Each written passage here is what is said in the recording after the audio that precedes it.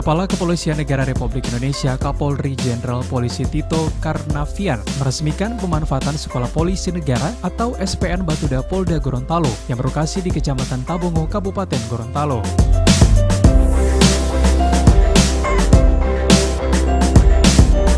Peresmian SPN ini ditandai dengan pembukaan selubung gerbang masuk dan pengguntingan pita dengan disaksikan langsung oleh Kapolda Gorontalo, Gubernur Gorontalo Dr. Andes Haji Rusli Habibie Mape, Wakil Gubernur Dr. Andes Haji Idris Rai Memem, serta para bupati dan wali kota dan juga unsur Forkopimda.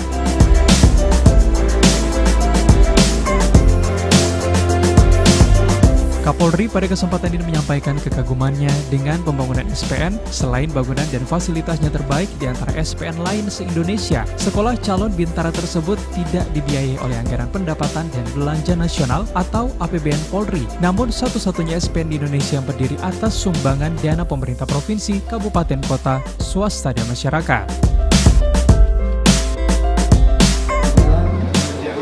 Lancar pembangunannya. Ini bisa menjadi model untuk seluruh Indonesia. Kenapa? Karena tidak ada sesuatu di tempat lain.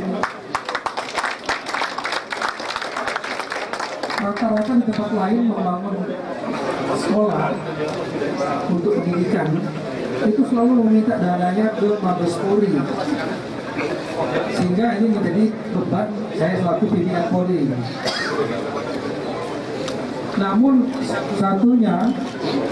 satu-satunya Polda dan wilayah yang membangun dengan mandiri itu hanyalah di Gorontalo ini.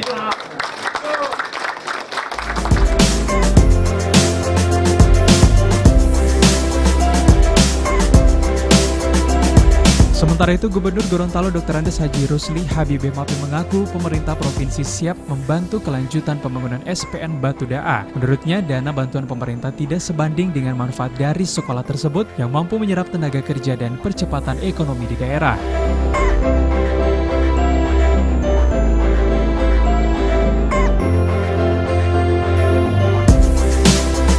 Diperkirakan SPN ini akan mendidik 170 hingga 200 orang calon bintara Polri yang akan dididik pada bulan Agustus 2018 mendatang.